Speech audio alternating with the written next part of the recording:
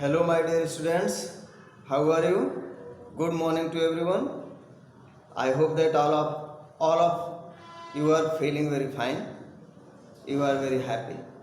Let us come and read the third and fourth part of this chapter, Bipin Chaudhary's Lapse of Memory. Yesterday, I told you that Bipin Chaudhary was feeling very unwell, and he did not take the lunch, he did not take the tiffin because his mind was not feeling well. There was sandwich in his tiffin, but he did not eat anything.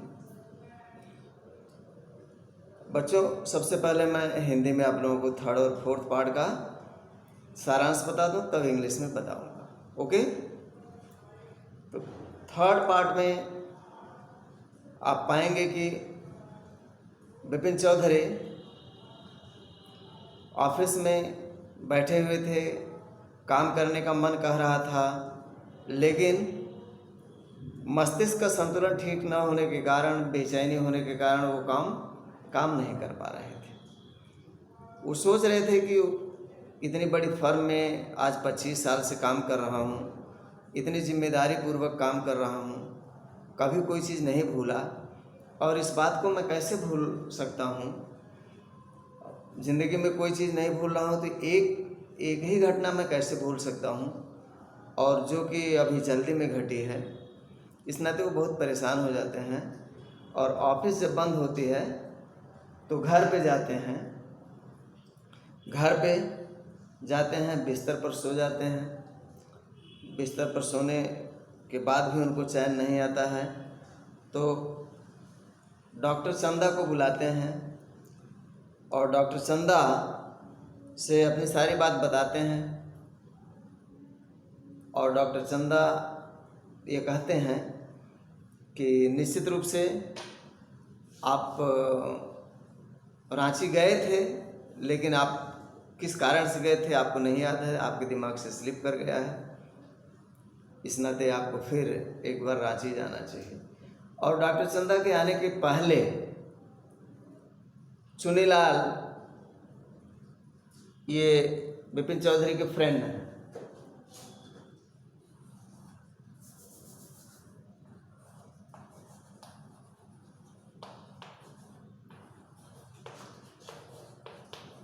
Chunilal friend of Bipin Chaudhary. ये बिपिन चौधरी के friend हैं, ये बहुत गरीब हैं। बिपिन चौधरी से कोई काम ढूंढने के लिए पहले से कहे थे, कई बार आ चुके हैं, फिर आए हैं। और दूसरी तरफ आप देख रहे हो बिपिन चौधरी मानसिक रूप से बहुत परेशान हैं। नौकर आगे बताता है कि एक व्यक्ति आया है चुनीलाल, और एक एनवेलप लेकर के आया है, उस पर अपना नाम लिखा है, और उसके ऊपर लिखा है urgent and confidential. Urgent means जरूरी, कॉन्फिडेंशियल मीन्स गुप्त।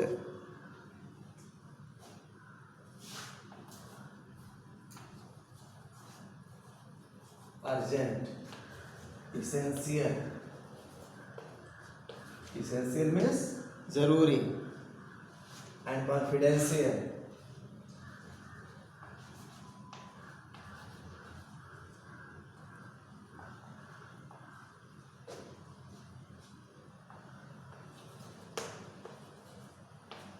सीक्रेट।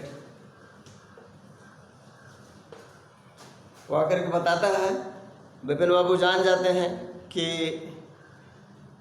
चुनीलाल किस लिए आए हैं, इसलिए अपने नौकर से कहते हैं कि जाओ और बता दो कि हम इस समय नहीं मिल पाएंगे। नौकर जाता है, उनसे बताता है कि हम नहीं मिल पाएंगे।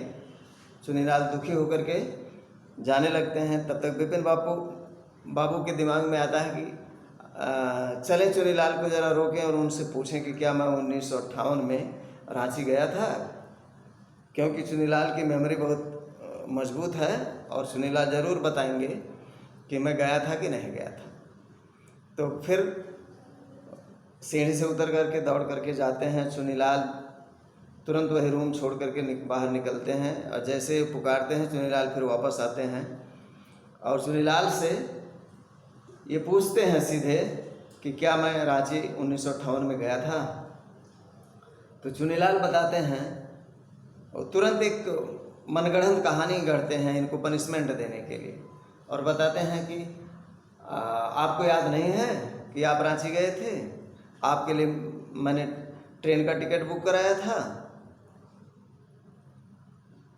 तो ये जो है और चुनीलाल बताते हैं कि आपके कंपार्टमेंट में एक पंखा काम नहीं कर रहा था, फैन काम नहीं कर रहा था, तो मैं इलेक्ट्रीशियन को बुला करके लाया और पंखा ठीक कराया। ये सब आपको याद नहीं है? अच्छा, क्या आपको याद है कि मेरा लास्ट जॉब क्या था? तो ये बताते हैं कि तुम जो है ट्रैवलिंग एजेंसी में काम करते थे। तो चुनीलाल कहता है इतना आपको याद है और ये नहीं याद है कि आप रांची गए थे 1958 में? अब ये और परेशान हो जाते हैं। उसके बाद सुबह जो है चुनीलाल चला जाता है। सुबह जो है डॉक्टर चंदा को बुलाते हैं, डॉक्टर चंदा से सारी बात बताते हैं। डॉक्टर चंदा कहते हैं कि आप किसी कारण से गए थे, आपको याद नहीं है, और इसका उपाय वो बताते हैं कि देखिए ये इस प्रकार की बीमारी, इस प्रकार का केस मेरे सामने तो नहीं कभी आया। मैं आपको यही सलाह देता हूँ कि आप जो है रांची पुनः जाएं और जब आप उन स्थानों पर जाएंगे तो आपकी स्मरण शक्ति पुनः वापस आ जाएगी। और तब तक आपको मैं एक नर्व टॉनिक देता हूँ जो नर्वस सिस्टम को ठीक रखेगा। तो नर्व टॉनिक देते हैं जिससे कि इनकी जो इम्बैलेंस ऑफ द मेमोरी है इसमें इंक्रीमेंट ना हो, वृद्धि ना हो। और उसके बाद वो जाते हैं तो एक बार पूरा वहाँ का रांची टाउन का पूरा चक्कर लगाते हैं। चक्कर लगा करके देखते हैं और इन्हें ये पाते हैं कि कोई भी स्थान इनका पूर्व परिचित नहीं है। किसी स्थान पर ये पहले नहीं आए थे, न देखे थे। फिर इनके दिमाग में आता है कि हुड्रू फॉल्स की चर्चा किया था नौकर ने, तो चलते हैं हुड्रू फॉल्स। पारीमल घोष ने किया था ना, तो कहते हैं कि चलते हैं हुड्रू फॉल्स भी, जिससे कोई चीज़ बचे नहीं, मेरे प्रयास में कोई कमी न रह जाए। और हुड्रू फॉल्स जाते हैं और वहाँ एक बड़े से शिलाखंड में पत्थर के खंड के बगल में बेहोश पड़े रहते हैं और दो गुजराती वहाँ पर पिकनिक मनाने के लिए आए रहते हैं। देखते हैं इनको और इनको उठाते हैं, बैठाते हैं। जब इनको होश आता है तो ये तुरंत फिर वहाँ से चल पड़ते हैं, कलकत्ता जाते हैं। कलकत्ता में रात भर रहने के बाद फिर सुबह पहुँच जाते हैं अपने घर। और अपने घर पर तुरंत जो है जब पहुंचते हैं तो डॉक्टर चंदा को कॉल करते हैं। डॉक्टर चंदा को कॉल करते हैं और उसी बीच चुनीलाल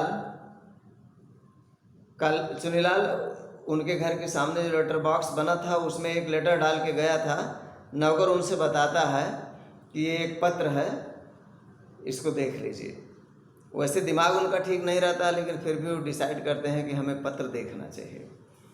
और पत्र देखते हैं तो चुनीलाल उस पत्र में लिखे रहते हैं कि आप हमारे पुराने मित्र हैं, लेकिन संपत्ति ने आपको इस कदर चेंज कर दिया कि अपने पुराने मित्र के हेल्प के बारे में आप इतने निष्ठुर हो गए, इतने क्रूएल हो गए। मुझे इसकी उम्मीद नहीं थी। मेरे पास कुछ और तो नहीं है, लेकिन मेरे पास कल्पना शक्ति है और इस कल्पना शक्ति के बल पर इसका यूज़ करके मैंने आपको दंड दिया है, पनिशमेंट दिया है। अब जो है इसको पढ़ने के बाद अपने आप ठीक हो जाएंगे और कोई भी आपको दवा की ज़रूरत नहीं पड़ेगी।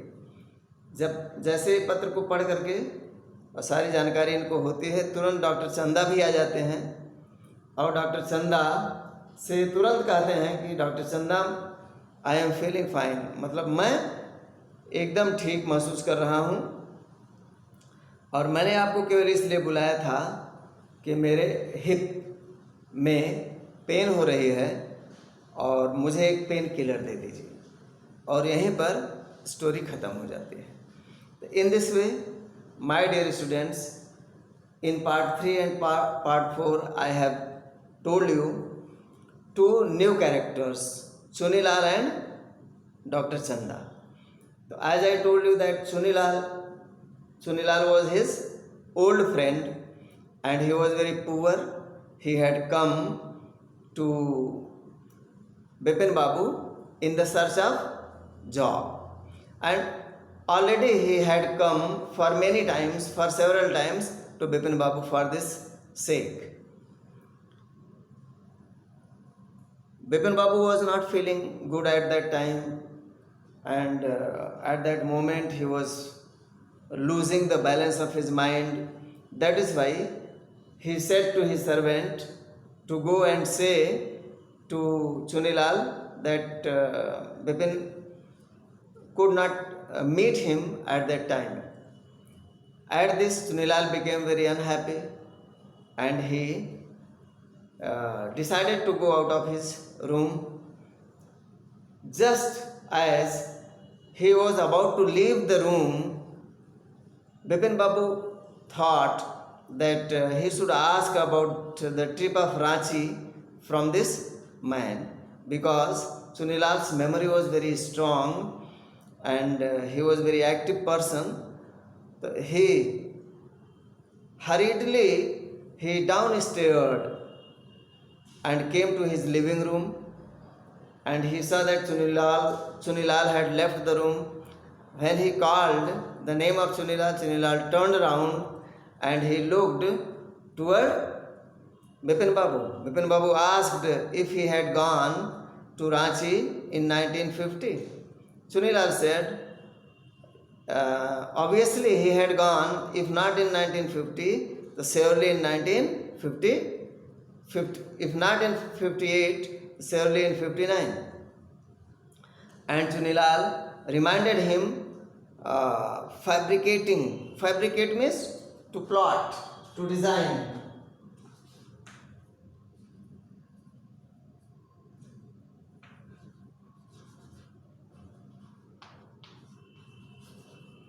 मनगढ़ंत कहानी रचना, to plot.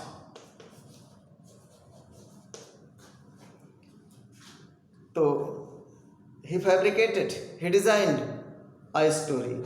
He said that he had booked the ticket for him, and he had found an electrician in order to fix the fan of his compartment.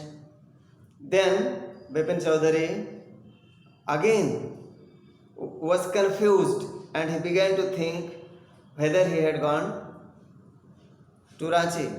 And Dr. Chanda also suggested him to go to Ranchi because he had gone already to Ranchi according to Dr. Chanda, and there but this episode, this story had slipped from his mind. That is why he should go again to Ranchi to see those places, and then his remembrance, his memory will come back again. So, as he said, Bipin Babu went to Ranchi and he made a round of this town, but no place was familiar with him. Not river, forest, bazaar, market, building and other things. These were not familiar with him. पहले से उससे परिचित नहीं थे. Then he decided to go to Hudru Fall, and nearby Hudru Fall he was found unconscious near a boulder. Boulder means the block of stone block.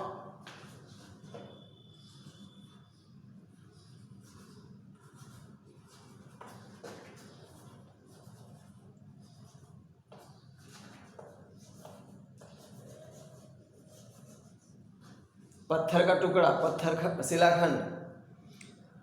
So he was found unconscious. Unconscious means मूर्छित. Then there were two picnickers who had come to celebrate picnic, and they were Gujaratis. They took him into consciousness, and when he came into consciousness, he decided to go to Calcutta. He went to Calcutta and he lived the night there, and in the morning again he came back to his home. And after coming home, he called for Dr. Chanda. The servant took out an envelope. Envelope means lifafa.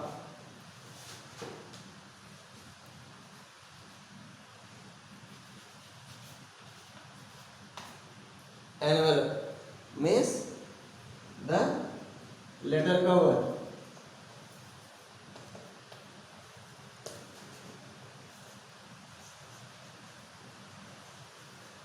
The letter cover, lifafa.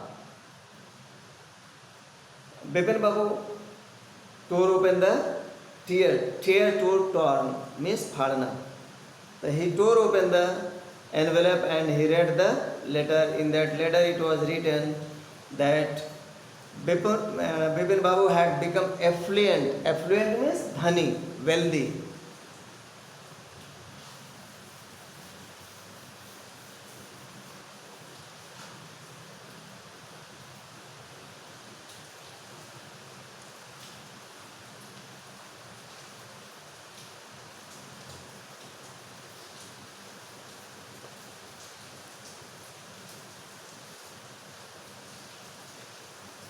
He had become affluent, and that is why he did not care his old friend Sunilal.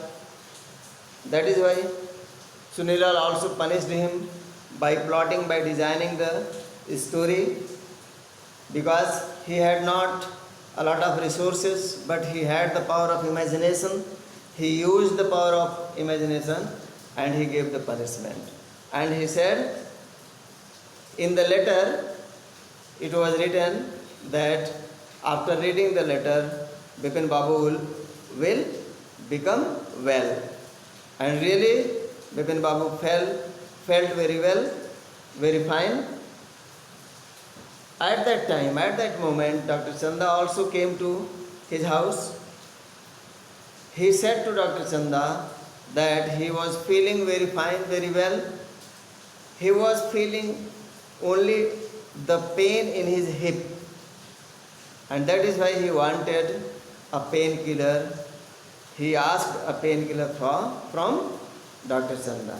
In this way, the story ends. My dear students, now I will give you the answer of the questions in written. Thank you very much.